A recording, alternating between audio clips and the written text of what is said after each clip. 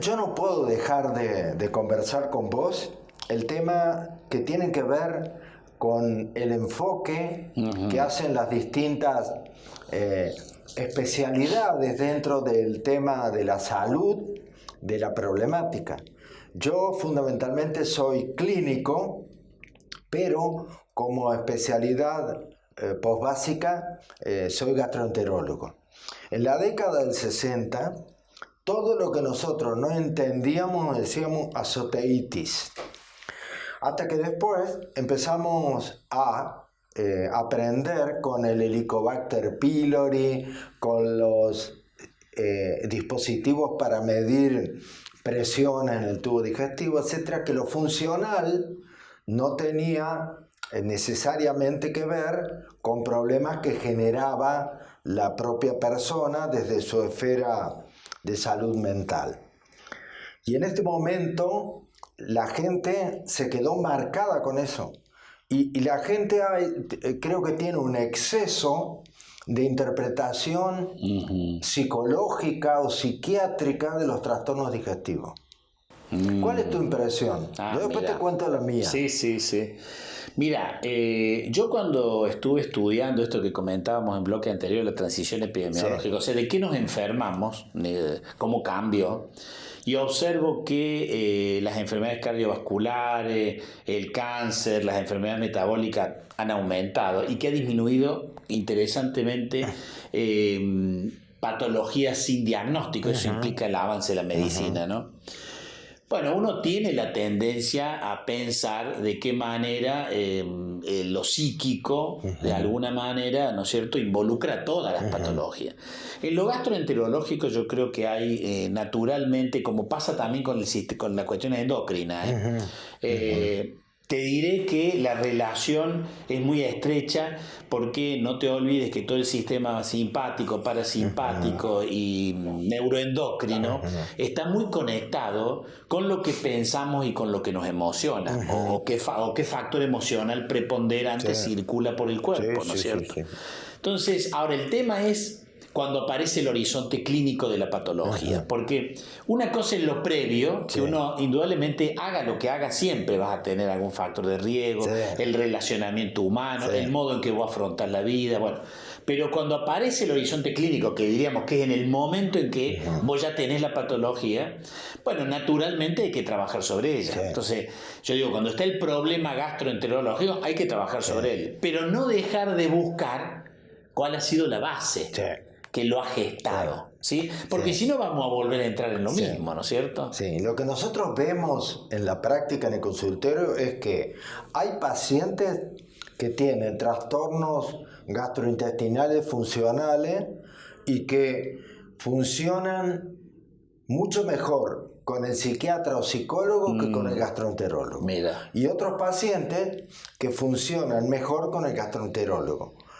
Y esto tiene que ver porque dentro de la etiología de los trastornos gastrointestinales funcionales, que son 23 desde la boca hasta el ano, y en el chico hay algunos que son especiales, hay una de las etiologías que es lo psicológico, psiquiátrico, salud mental, pero dentro de las 9 o 10 restantes. Tal cual. Y esto hoy nosotros lo podemos explicar a través de que hay una hipersensibilidad visceral. Esta hipersensibilidad visceral ha sido medida a través de la resonancia nuclear magnética, insuflándole balones de aire en el tubo digestivo mientras lo hacen enojar o mientras está confortable, y se ven los cambios de las zonas del cerebro que están actuando frente a determinada emoción o sentimiento y la repercusión en el tubo digestivo. Mira. Sí, ese es el gran tema actual, ¿no es cierto? O sea, nosotros no podemos hoy seguir pensando en esta dicotomía mente-cuerpo. En realidad está todo integrado y nuestro cerebro, que es el órgano noble, naturalmente todo lo que significa, lo que percibimos y esta conexión entre las ideas y las emociones y desencadenan una vulnerabilidad o no, o fortalezas, ¿no es cierto?, que te hacen incluso superar cualquier tipo de enfermedad. Fíjate vos que yo vi hace poco, no sé si tuviste oportunidad de ver la serie Bolívar. No. Bueno, me enganché, una serie larga. Yo no sabía que había muerto de tuberculosis a los 47 años. Resulta que él tenía tuberculosis, según lo que dicen los historiadores, desde muy joven. Pero cuando él estaba en batalla, que era como la pasión, lo que a él lo llevaba, entonces hacía espacios de no enfermedad. Y cuando no estaba en batalla y le tocaba hacerse cargo de la parte gubernamental y aparecían sus reacciones, hacía la enfermedad. Yo digo, qué interesante, lo vi desde esa perspectiva. Es más, él muere cuando es prácticamente sacado del gobierno. Entonces, ¿cómo se relaciona? Fíjate vos la vulnerabilidad. Pero yo siempre insisto con esto. Esto también fue muy estudiado Claro. en la época de las guerras. Las personas que tenían trastornos funcionales, que durante la guerra estaban enfocados en la supervivencia y no tenían síntomas, y cuando estaban volviendo a sus lugares en el tren, empezaban los dolores abdominales, etcétera. Tal cual. Bueno, yo creo, fíjate vos, que este cambio de los hábitos saludables, que también lo hablábamos recién, hoy estamos yendo hacia hábitos saludables colectivos. Porque viste que antes había una idea, bueno, hay que comer bien, hay que hacer ejercicio, que obviamente eso hay que sostenerlo porque tiene efectos increíblemente positivos. Pero hoy se asocian, bueno, hay que tener amigos, juntarse, reunirse, que eso nos da también fortaleza en este campo, ¿no? Me parece por ejemplo, que las personas de la tercera edad o adultos mayores, el perfil de riesgo que tienen es muy claro. Exactamente. Personas que enviudan, desinsertados, el aislamiento, tal cual, que no tienen hobby. Ahí está la clave, clave. Pero bueno, el cierre, pienso yo, Bernardo, que sería, cuando hay patología hay que tratarla, de horizonte, pero después buscar la base, porque indudablemente nos va a encontrar una de las con cosas personalidad vulnerable.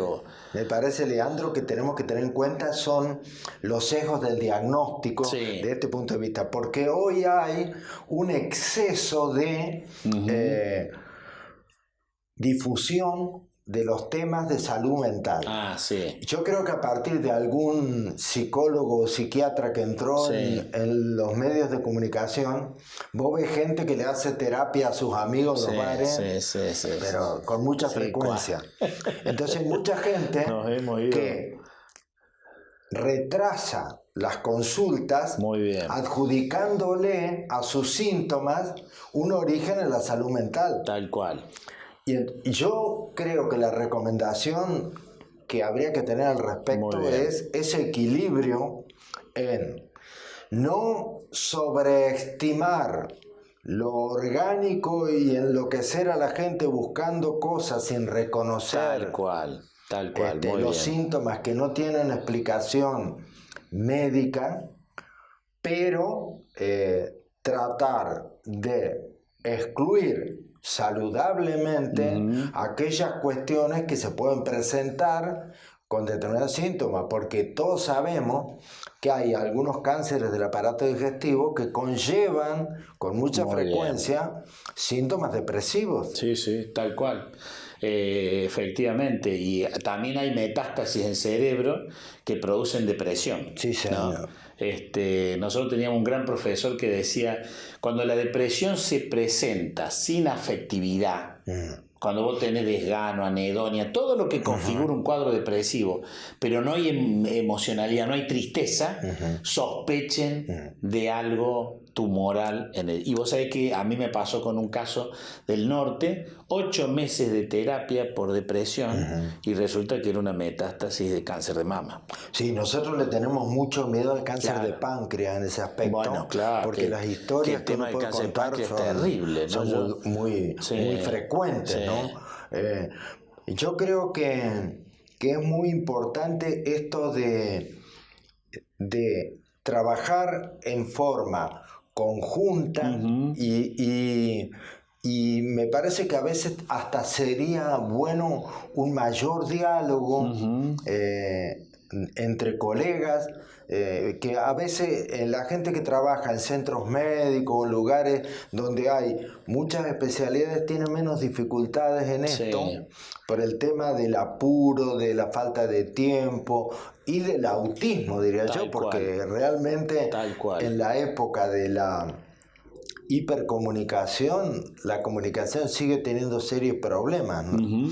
Porque uno ve los pacientes que andan con un alto así de estudios, que lo atiende 6 o 7 médicos, la desorientación y no hay que ninguna le genera. Coordinación. Claro, no, eso es verdad, hay una desorientación terrible. Pero está muy bueno tu síntesis, Bernardo, en este sentido. Por un lado, no relativizar la presencia de enfermedad.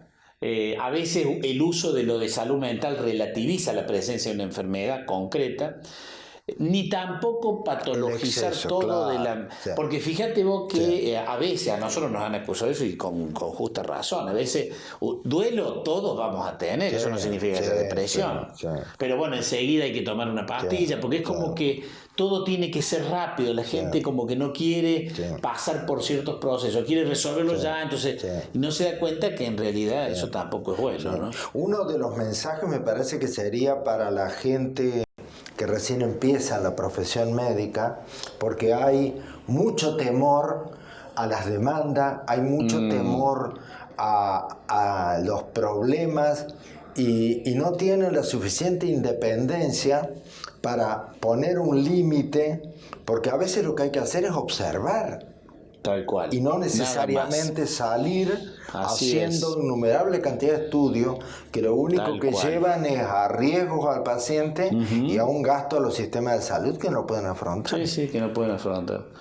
Y uno a veces no es consciente, por ejemplo, con este tema de las tomografías, el uso del rayo, es terrible, ¿no? Pero bueno, es muy bien lo que dice. Yo también opino lo mismo. Me parece que tenemos que tener más pausa, más profundidad en el análisis, en la observación, para poder arribar a buenos diagnósticos que además le resuelvan el problema a las personas. Que porque los diagnósticos definitivos en gran cantidad de casos los da el tiempo. Tal cual. Y el saber observar adecuadamente una historia evolutiva, ¿no? Bueno, pero mirá, volviendo a este tema de Bauman, porque vos decías, hablábamos del miedo, pero fíjate que por ahí la necesidad de la certeza también se ha involucrado en nuestro ejercicio médico. Sí, señor. Es como que necesitamos tener un diagnóstico cuando en realidad los diagnósticos están plagados de incertidumbre. ¿Y sabes cuál es el peligro de eso? El diagnóstico accidental. Claro. Porque al encontrar algo en un estudio y adjudicarle valor diagnóstico, lo único que hace es tranquilizar nuestra conciencia. Tal cual. Pero la verdadera historia del paciente va por otro carril. Muy bien. Es así, Bernardo. Bueno, hemos dicho tantas cosas que yo creo que es necesario hacer una pausita. Bien, la hagamos.